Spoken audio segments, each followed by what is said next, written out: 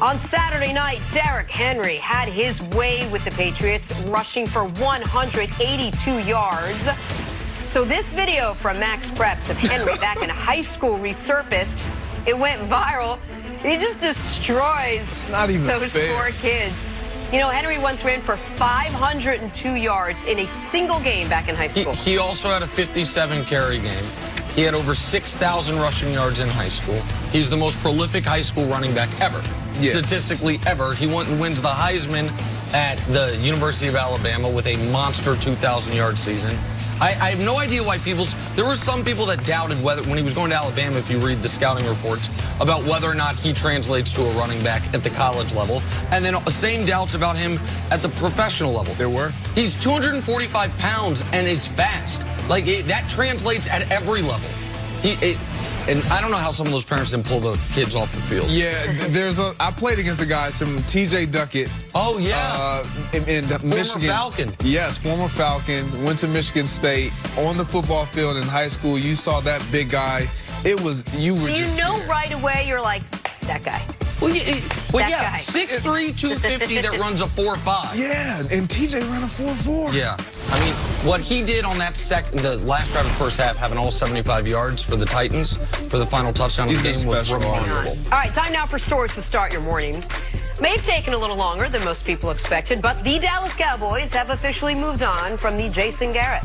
It's being reported that Dallas has already interviewed Mike McCarthy and Marvin Lewis, both established NFL head coaches, to fill his position.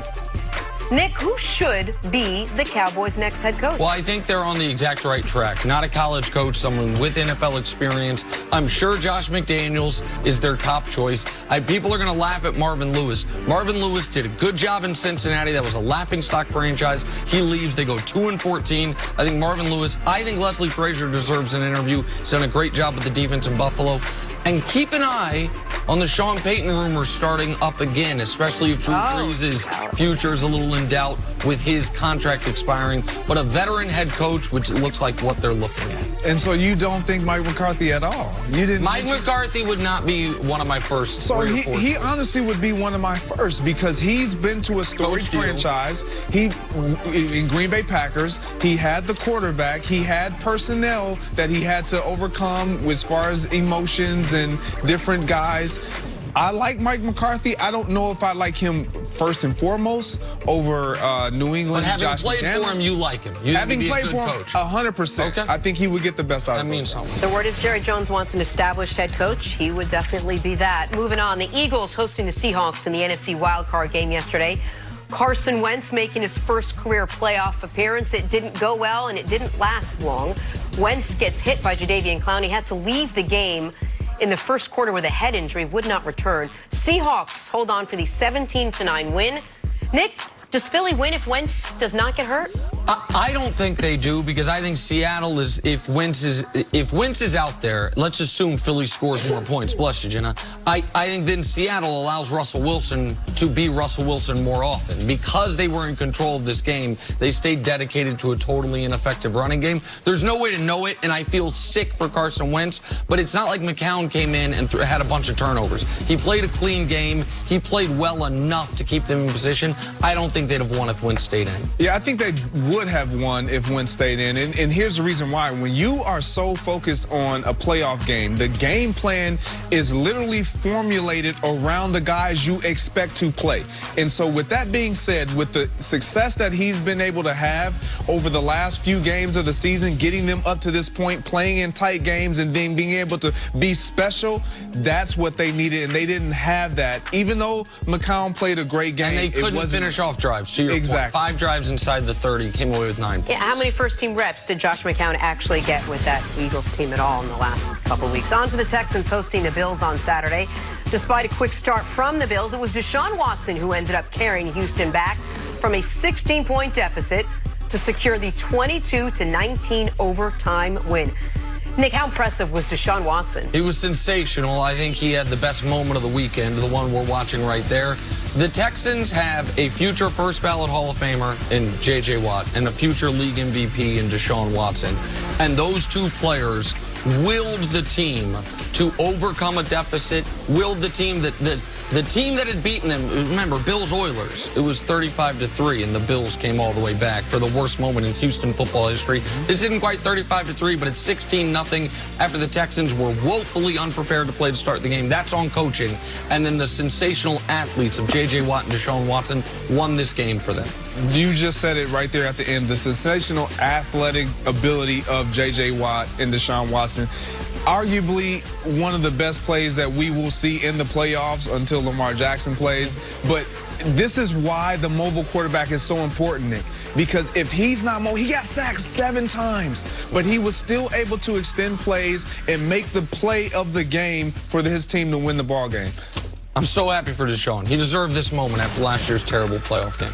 On to Saturday's other wild card game. Pats hosting the Titans, and Tom Brady would have a day to forget, finishing just 20 of 37, 209 yards, no scores, and ending the game with a costly pick 6. With New England eliminated, the focus now turns to Brady's future with the Patriots.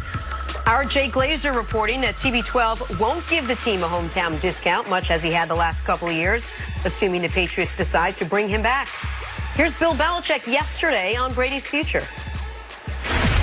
Certainly Tom's, an iconic figure in this organization, and nobody respects Tom more than I do. But I respect all the other players and all the other coaches in this organization too. And so, I think that everybody that is part of it is an important part of it. And I want to, give the proper attention and communication and detail and thought into my input into those decisions. But any decisions made is, it's not an individual decision. There are other people involved. And so there has to be some type of communication, understanding, agreement, whatever you want to call it. And that's not a one-way street. Greg, you watched Tom Brady play this season. He certainly wasn't vintage Tom Brady, but you also saw him get out with the Patriots having an 8-0 start. Do you think that the Patriots should want Tom Brady to come back next year? Should they want him to come back? Yeah. Absolutely. They should want him to come back. And here's why. When you talk about a player who has had an impact within an organization, but solely in that organization, who we've identified as literally the cream of the crop, they are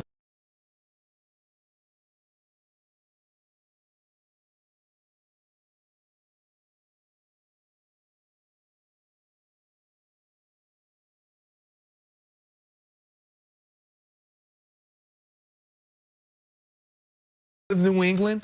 I don't care how great the talent is outside of New England.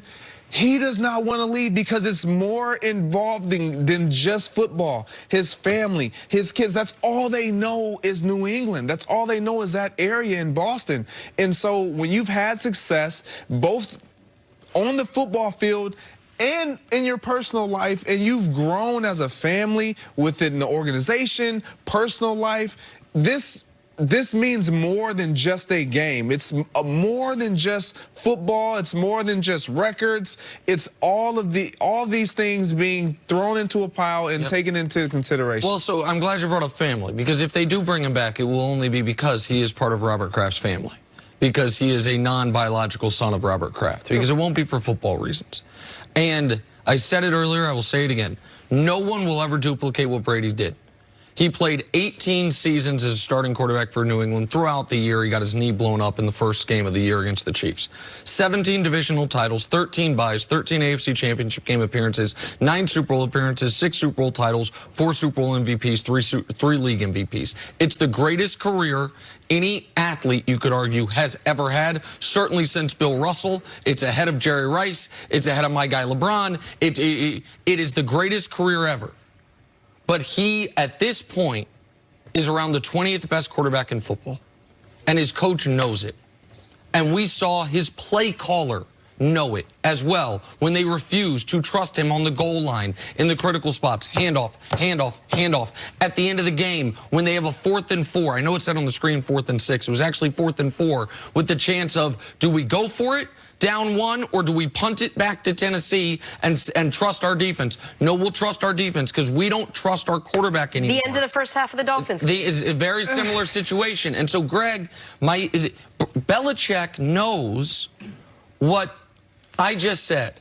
That Brady, he was suspended in 2016, came back, 28 touchdowns, 2 picks, a 112 rating. The next year, in 2017, 32 touchdowns, 8 picks, wins league MVP, a 102 rating. Last year, 29 touchdowns, 11 picks, a 97 rating. And this year, they're out in the first round, he has an 88 rating. The way that doesn't jump back up like a stock market graph. It just keeps going down. So if you're New England, the non-emotional thing, that removing the family component, removing the history and the nostalgia component. And Brady said last week, I try not to engage in much nostalgia, so I wonder how much he's thinking about this as well. You rip the Band-Aid off. With or without Tom Brady, the New England Patriots are not a Super Bowl contender next season.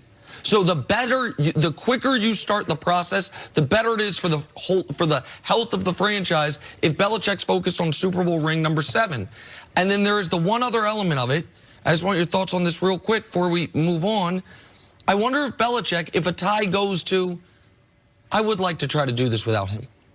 Like, we are inextricably tied together, Brady, Belichick. It has been the most symbiotic relationship imaginable, but it's not great for either of us anymore. So maybe we both now get a chance to go out on our own. Now, it's much more fair to Belichick because age doesn't affect a coach like does a quarterback, so he can still be great at 68, 69 years old. And I wonder if Belichick, how much of his ego will say, I want to see what this is like when it is entirely my operation, not me and Tom's operation. Yeah, I think that they both parties feel that way. I don't think it will benefit either of the two unless Tom can go to a situation where it's all set up kind of like Peyton Manning did. But Bill Belichick will experience what life is like without having an elite quarterback, period. And he's never had that.